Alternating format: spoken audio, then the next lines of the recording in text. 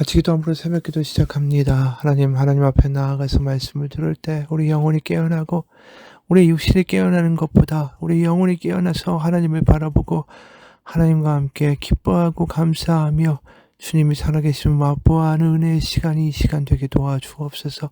예수님 이름 받들어 기도합니다. 아멘. 오늘 말씀은 요한복음 9장 24절에서 41절까지의 말씀입니다. 요한복음 9장 24절에서 41절까지의 말씀입니다. 이에 그들의 맹인이었던 사람을 두 번째 불러 이르되 너는 하나님께 영광을 돌리라. 우리는 이 사람이 죄인인 줄 아노라. 대답하되 그가 죄인인지 내가 알지 못하나 한 가지 아는 것은 내가 맹인으로 있다가 지금 보는 그것이니이다. 그들이 이르되 그 사람이 너에게 무엇을 하였느냐? 어떻게 내 눈을 뜨게 하였느냐? 대답하되 내가 이미 일렀어도 듣지 아니하고 어찌하여 다시 듣고자 하나이까? 당신들도 그의 제자가 되려 하나이까? 그들이 욕하여 이르되 너는 그의 제자이나 우리는 모세의 제자라. 하나님이 모세에게는 말씀하신 줄을 우리가 알거니와 이 사람은 어디서 왔는지 알지 못하노라. 그 사람이 대답하여 이르되 이상하다. 이 사람이 내 눈을 뜨게 하였을 때 당신들은 그가 어디서 왔는지 알지 못하는도다. 하나님이 죄인의 말을 듣지 아니하시고 경건하여 그의 뜻대로 행하는 자의 말을 들으시는 줄을 우리가 아나이다.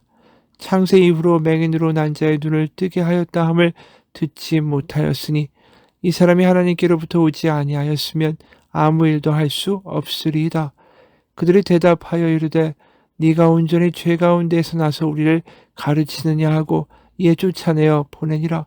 예수께서 그들이 그 사람을 쫓아냈다 하는 말을 들으셨더니 그를 만나사 이르시되 네가 인자를 믿느냐? 대답하여 이르되 주여 그가 누구시오니까 내가 믿고자 하나이다. 예수께서 이르시되 네가 그를 보았거니와 지금 너와 말하는 자가 그이니라. 이르되 주여 내가 믿나이다 하고 절하는지라. 예수께서 이르시되 내가 심판하러 이 세상에 왔으니 보지 못하는 자들은 보게 하고 보는 자들은 맹인이 되게 하려 함이라 하시니 바리새인 중에 예수와 함께 있던 자들이 이 말씀을 듣고 이르되 우리도 맹인인가? 예수께서 이르시되 너희가 맹인 되었더라면 죄가 없으려니와 본다고 하니 너희 죄가 그대로 있느니라. 아멘. 부모가 그 눈을 뜬 자식에게 직접 물어보라고 바리새인한테 이야기를 하니까 이 바리새인들이 다시 이 맹인을 불러서 직접적으로 문초를 합니다. 24절 이에 그들의 맹인이었던 사람을 두 번째 불러 이르되 너는 하나님께 영광을 돌리라. 우리는 이 사람이 죄인인 줄 아노라. 정신 차리라는 거죠. 너를 고쳤다고 하는 예수는 절대로 메시아 하나님의 아들이 될 수 없다. 이런 겁박에 맹인은 이렇게 답을 합니다. 대답하되 내가 이미 일렀어도 듣지 아니하고 어찌하여 다시 듣고자 하나이까? 당신들도 그의 제자가 되려 하나이까? 그들이 욕하여 이르되 너는 그의 제자이나 우리는 모세의 제자라. 바리새인들은 광분을 하죠. 너나 제자가 되라. 그 이단과 귀신에 쓰인 자의 제자가 될지어다. 이렇게 저주하는 거죠. 그런데 맹인은 너무나도 분명하게 이렇게 말합니다. 30절부터 32절입니다. 그 사람이 대답하여 이르되 이상하다. 이 사람이 내 눈을 뜨게 하였으되 당신들은 그가 어디서 왔는지 알지 못하는도다. 하나님이 죄인의 말을 듣지 아니하시고 경건하여 그의 뜻대로 행하시는 자의 말은 들으시는 줄 우리가 아나이다. 창세 이후로 맹인으로 난 자의 눈을 뜨게 하였다 함을 듣지 못하였으니 이 사람이 하나님께로부터 오지 아니하였으면 아무 일도 할 수 없으리이다. 맹인의 눈을 뜨는 것은 이 하나님의 아들이 아니고서야 일으킬 수 없는 기적이라는 거죠. 그래서 예수님 나의 눈을 뜨게 해주신 분은 하나님께로부터 온 분이 맞다. 무슨 나사렛에서 왔느냐 이런 것이 중요한 게 아니라 하나님이 보내셔서 온 분이 맞다라고 고백을 하는 거예요. 바리새인들 앞에서 이런 고백을 한다라는 건 자신은 예수의 제자가 되고 이제 출교를 당해서 모든 유대교회에서 자기가 버림받고 더 이상 이제 거기서 너는 이방인이다라는 이야기를 들어도 상관이 없다라는 분명한 신앙 고백인 거죠. 어제 이야기한 것처럼 하나님이 그 아들을 보내사 내가 저주받고 이 세상에서 더 이상 하나님의 자녀라고 불리울 수 없는 그런 미천한 자로 그렇게 살다가 죽도록 버림받은 게 아니다. 하나님이 나를 돌보시고 나를 기억하시고 그래서 하나님의 아들을 나에게 보내셨다. 나는 하나님의 자녀다. 이게 확신이 되니까 너무 기쁘니까 이렇게 담대함으로 바리새인들 앞에 말하고 있는 거죠.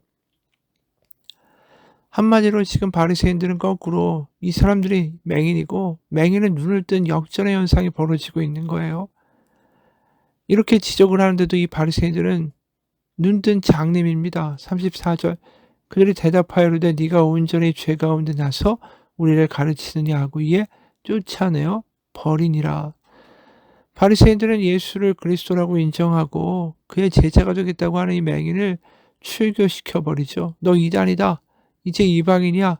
이 사회에서 너무 그 누구도 너하고 대화할 사람은 없을 거야. 사회적인 사형 선고를 내립니다. 그게 35절이에요. 예수께서 그들이 그 사람을 쫓아냈다 하는 말을 들으셨더니 예수님이 이 맹인이 출교당했다는 이야기를 들으시고 그 맹인을 직접 찾아가시고 대화하세요. 그 첫 번째 질문이 35절입니다. 네가 인자를 믿느냐?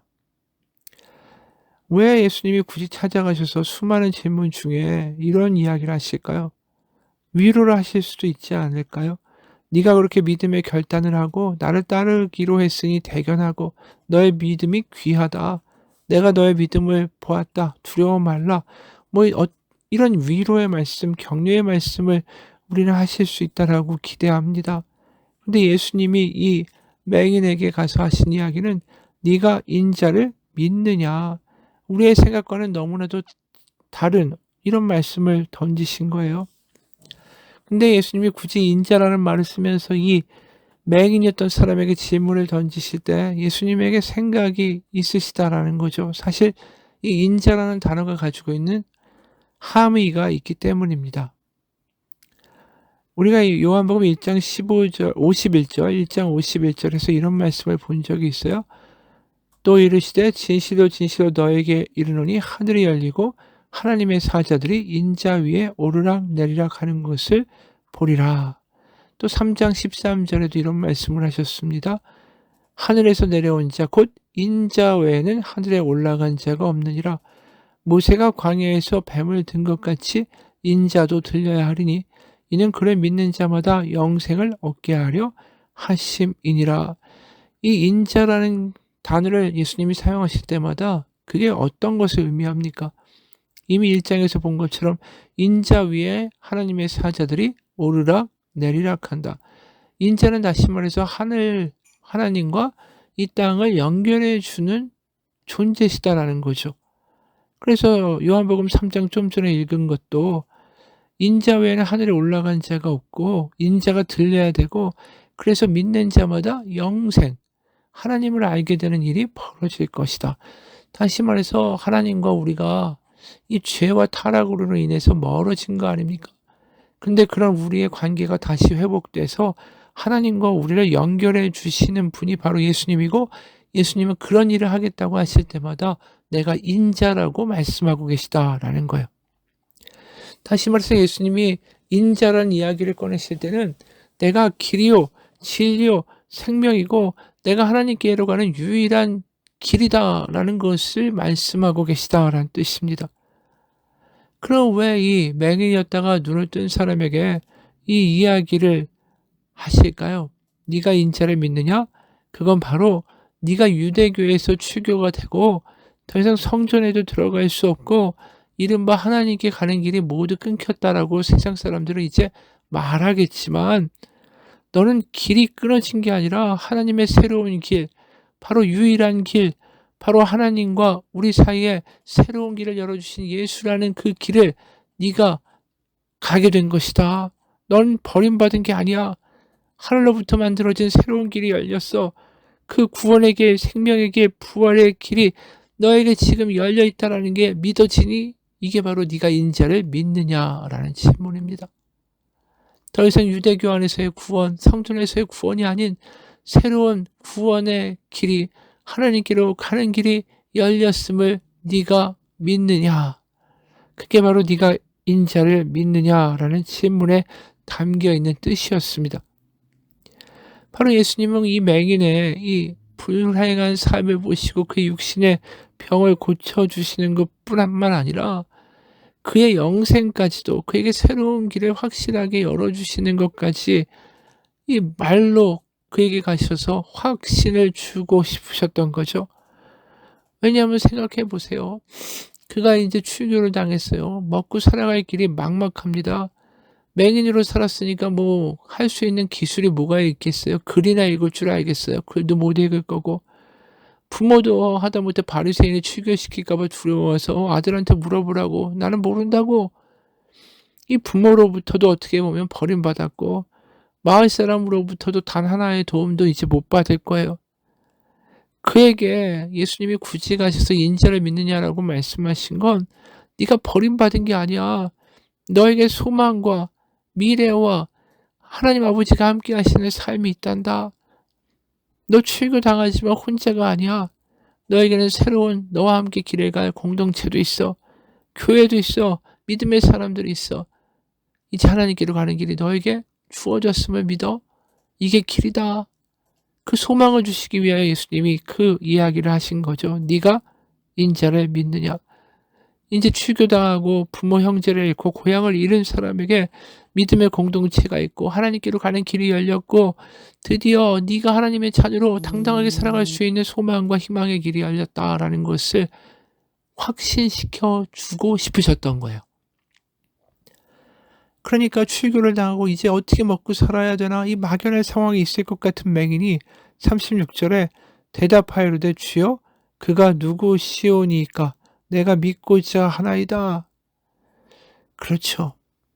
인자가 누군지 내가 보고 믿어서 영원히 하나님께로 가는 길을 경험하고 더 이상 유대교가 아닌 출교당한 슬픔이 아닌 하나님의 자녀로 매일매일 그 은혜의 생수를 먹으면서 살아가는 은혜를 내가 경험하고 싶습니다.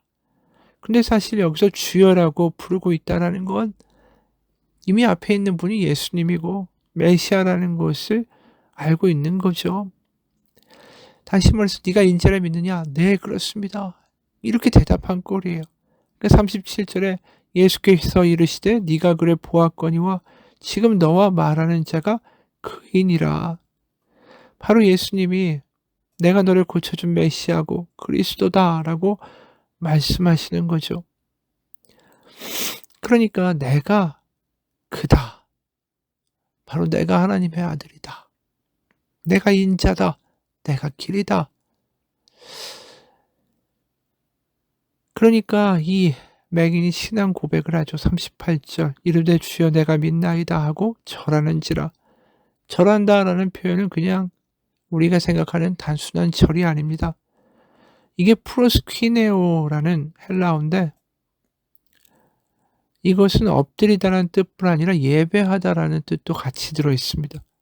드디어 예수님께 예배하고 예수님을 통해 그 안에 계신 하나님을 바라보는 믿음 가운데 영과 진리로 예배하는 모습을 보여주고 있는 거죠. 드디어 이제 유대교에서 쫓겨난 그는 그리스도인으로 살아가는 새로운 삶의 시작을 경험하고 있는 거죠. 원래 프로스퀴네오 예배한다 엎드린다는 건 성전에서 해야 되는데 이 사람은 지금 예수님 앞에 엎드렸다. 왜요? 예수님이 새로운 성전이 되시기 때문에. 저 건물을 무너뜨리고 내가 사흘 만에 성전을 짓겠다라고 하신 예수님의 말씀이 지금 이 맹인에게는 현실이 되고 있는 거예요. 성전이 아닌 이곳에서 구원의 길 하나님의 길이 있습니다. 저 하나님을 예배합니다. 그걸 예수님 앞에서 절했다라는 표현으로 나타나고 있는 거죠. 그러자 예수님은 그에게 이런 말씀을 주세요. 39절 예수께서 이르시되 내가 심판하러 이 세상에 왔으니 보지 못하는 자들은 보게 하고 보는 자들은 맹인이 되게 하려 함이라 하시니. 그렇죠. 스스로 본다. 난 다 안다. 우리 율법을 다 알기 때문에 예수라는 작자는 절대로 메시아가 아니다. 귀신 들린 자다. 다시 말해서 눈을 뜨고 있지만 바리새인들은 눈이 멀은 거고 맹인은 눈이 멀었었지만 이제 눈을 열어서 새로운 성전을 영접하고 있는 역전의 현상이 벌어진 거예요. 눈이 감겼던 사람은 오히려 눈이 열려 있고 눈이 떠 있다고 생각한 사람들은 오히려 장림인 역전의 현상이 벌어지고 있는 겁니다. 여러분, 우리는 하나님의 은혜 없이는 살아갈 수 없는 사람들이고 우리의 자격에 의지해서는 구원을 받을 만한 그 어떠한 근거도 없는 사람들이에요. 너무나도 얄팍하고 쉽게 변하고 쉽게 분노하고 쉽게 약속을 깨어버리는 나 같은, 나도 믿지 못하는 나 같은 존재를 끝까지 믿어주시고 구원하겠다고 그 아들까지 보내신 하나님 앞에 우리는 아무것도 말할 수가 없는 존재예요. 주님이 우리를 포기하시지 않아야 우리는 살 수 있는 존재란 뜻입니다. 그 고백을 해야 바로 맹인과 같은 인자가 보이기 시작하는 거예요. 예수님 앞에 엎드리게 돼요. 왜요?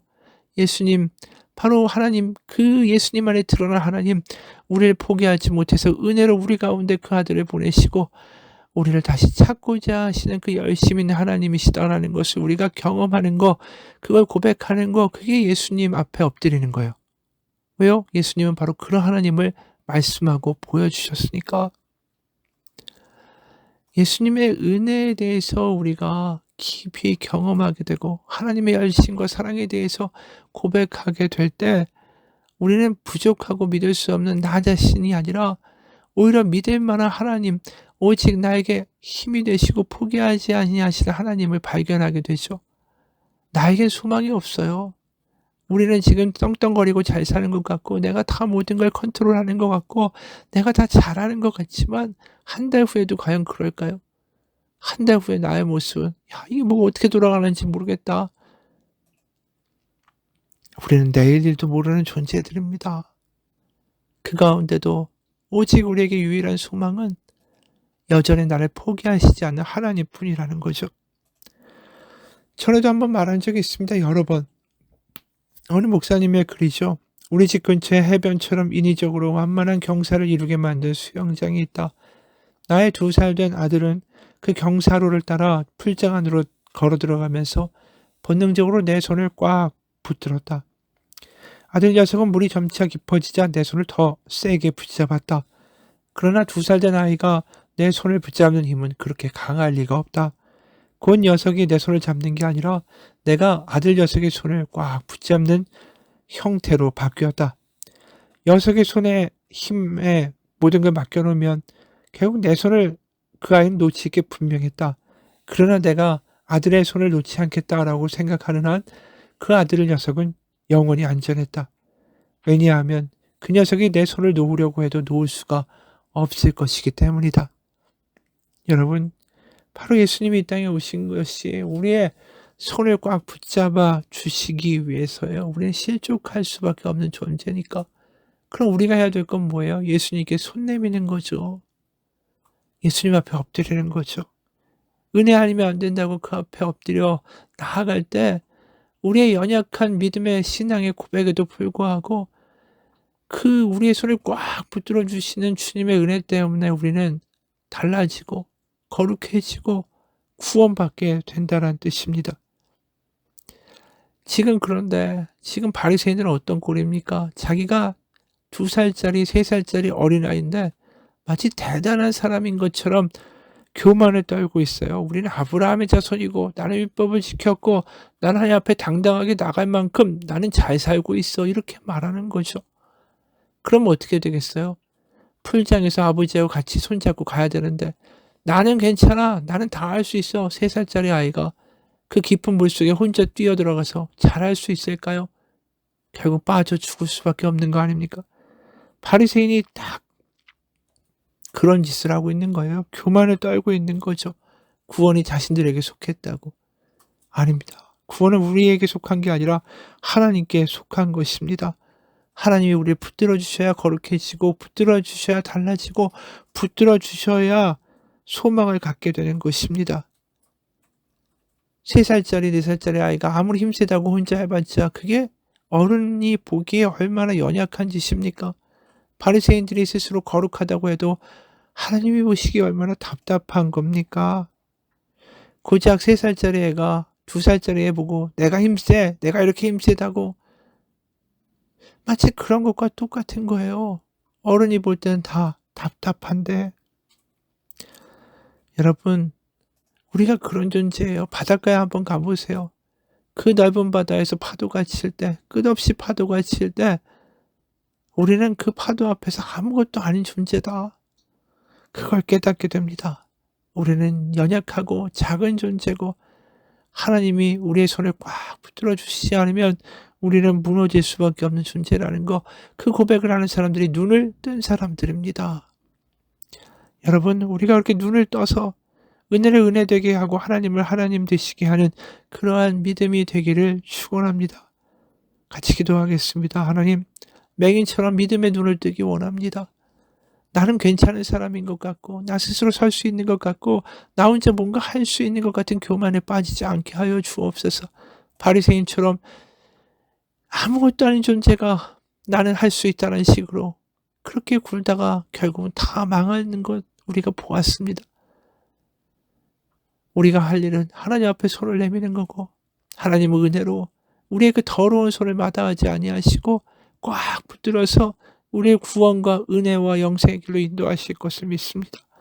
매일마다 주님 앞에 손을 내미는 그 믿음이 되게 하시고, 우리의 내민 손 가운데 우리를 붙들어 주신 하나님의 은혜와 사랑과 성령을 경험하는 하루하루가 되게 도와주옵소서. 예수님 이름 받들어 기도합니다. 아멘.